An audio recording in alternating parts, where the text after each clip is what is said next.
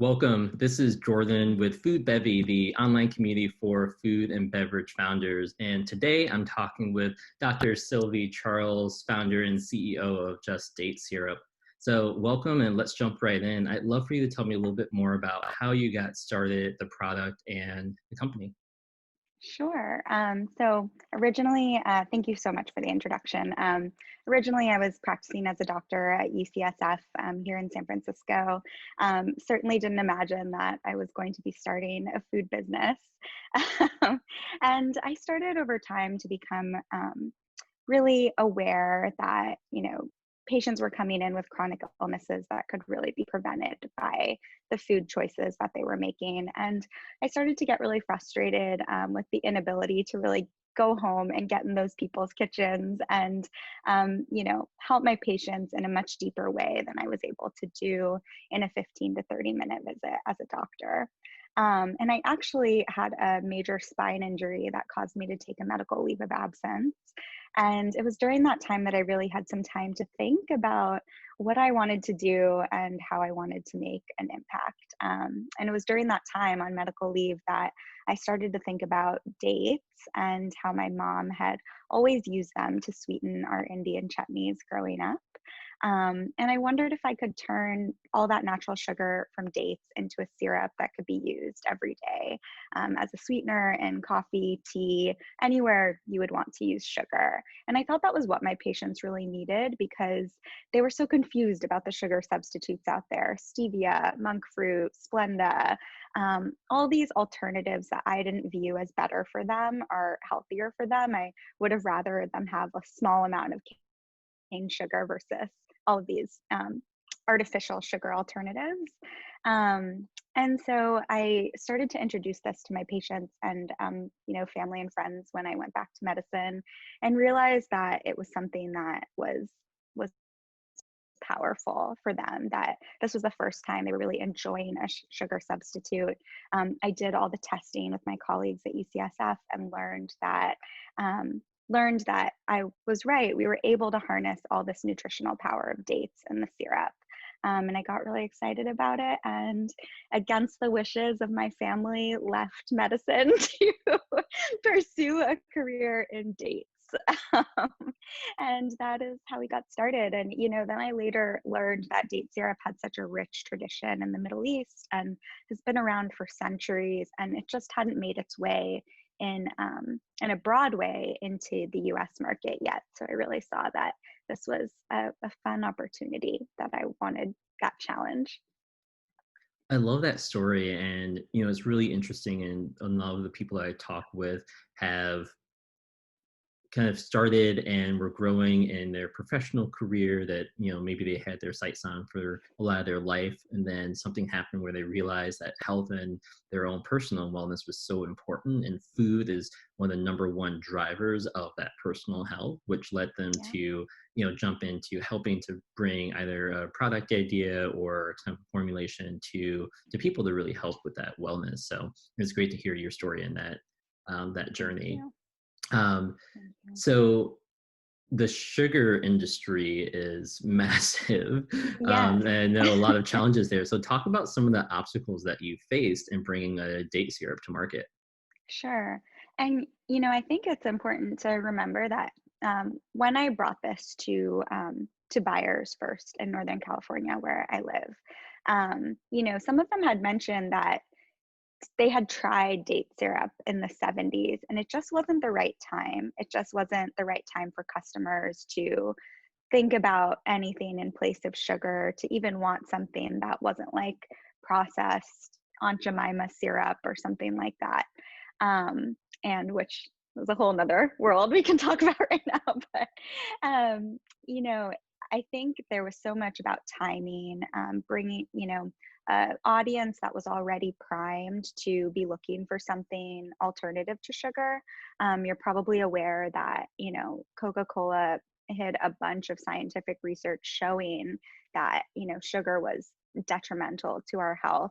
And so it was really only in the early 2000s and recently that all this awareness has come up about sugar being detrimental to our health, even worse than fat. And so I think the audience was starting to be primed.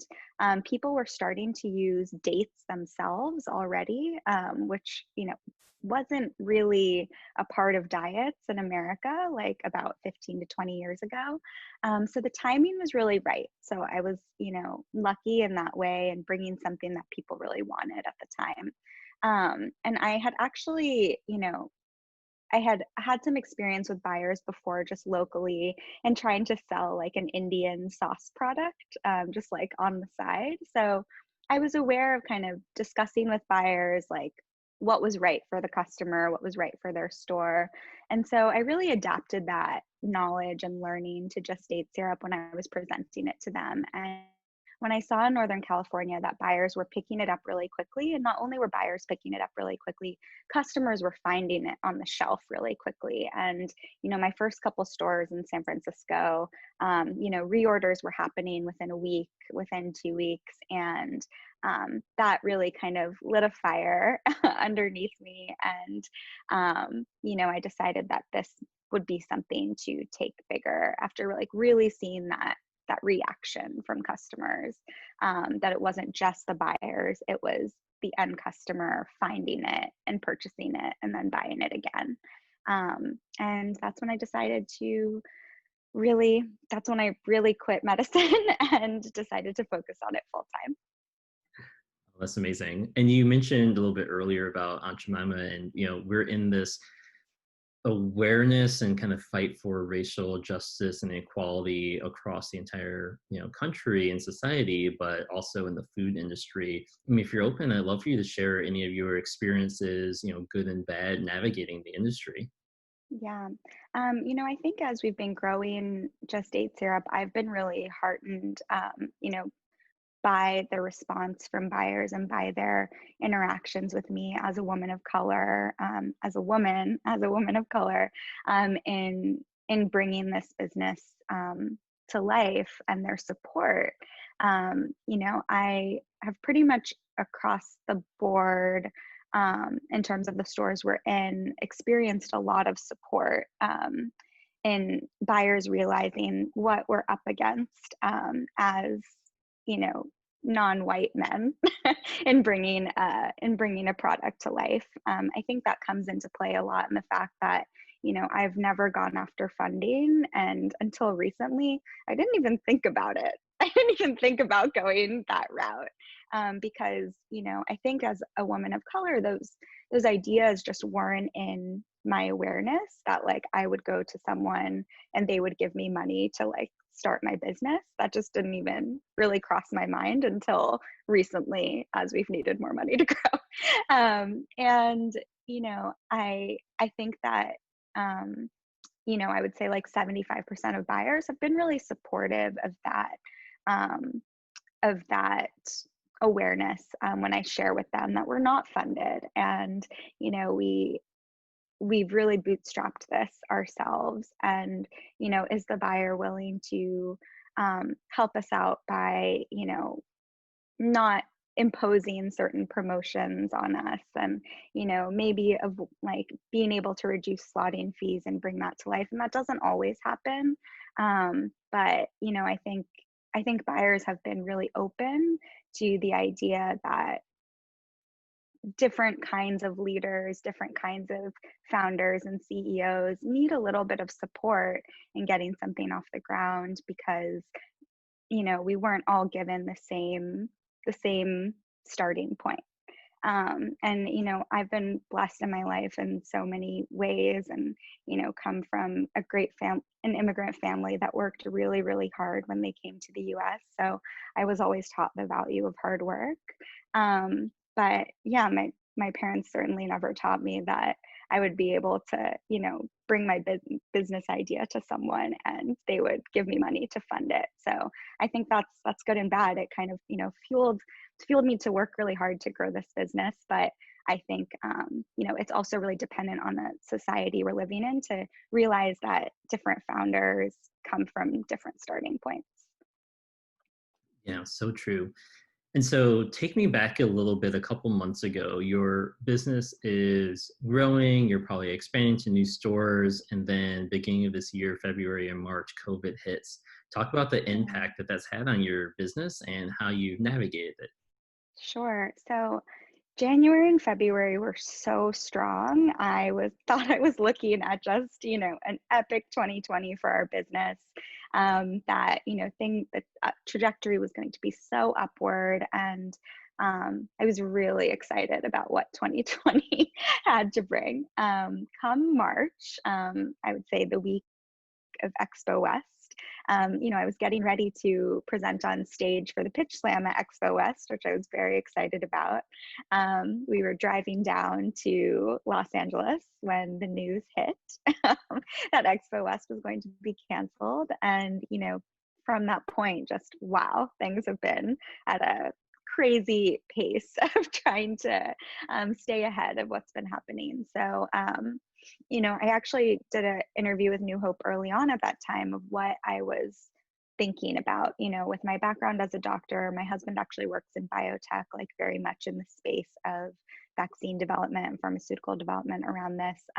So I've had a lot of, knowledge about what's happening on that side of things and how long he thought this would last.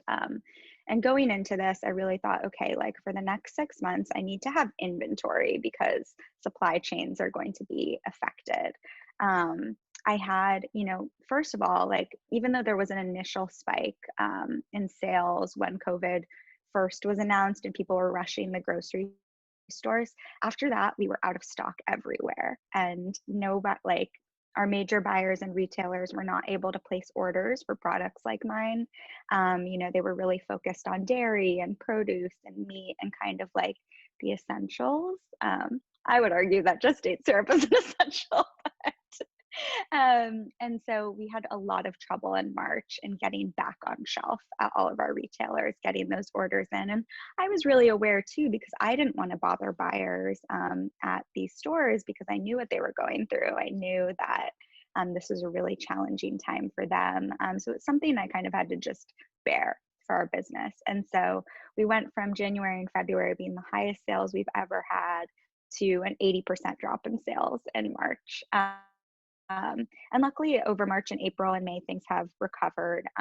We launched a new product into Whole Foods in June, so things are well on their way back to normal for the fall.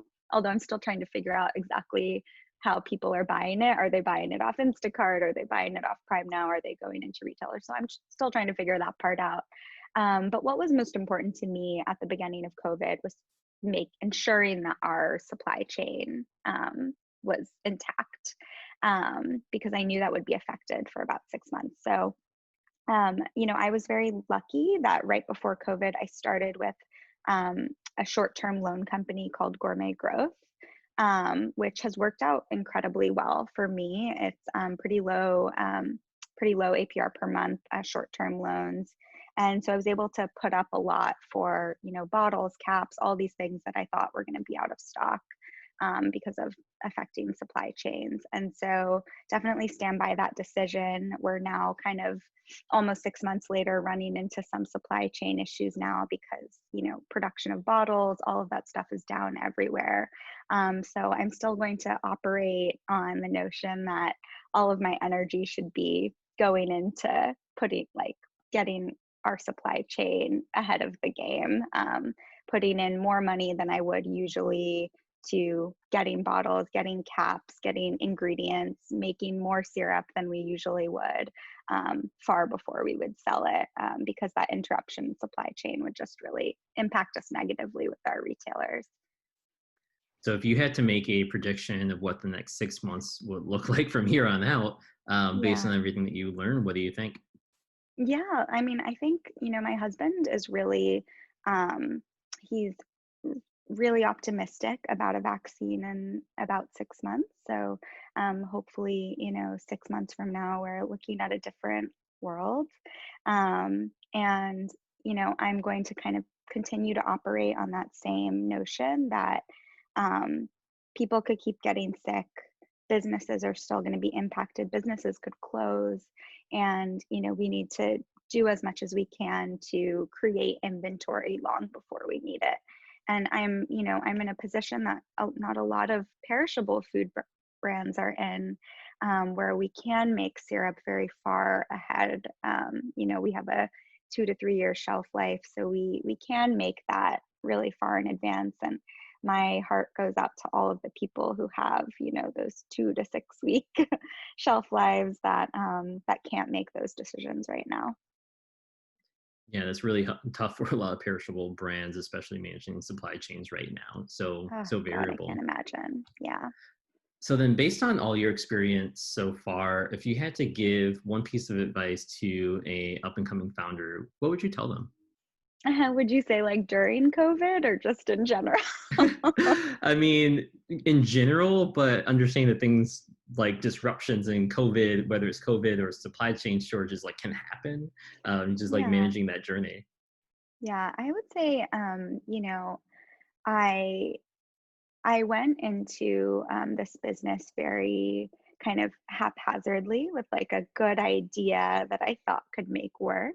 And, with a lot of effort and a lot of time and working on the financial planning in the last 2 years, now have a really good outlook on how this is going to grow. And I put in that time a little later than I should have. And I would advise to any founder really taking that time to do the business and financial planning right from the get-go, and not assume that you're going to figure it out, because it is crucial to keeping the business going. So, not to overlook that part, not to only believe, like, I think a lot of founders can make a mistake that, like, I have this really good, delicious product that's really good for people, etc. But you have to think beyond that, because so many people can create that good, delicious product.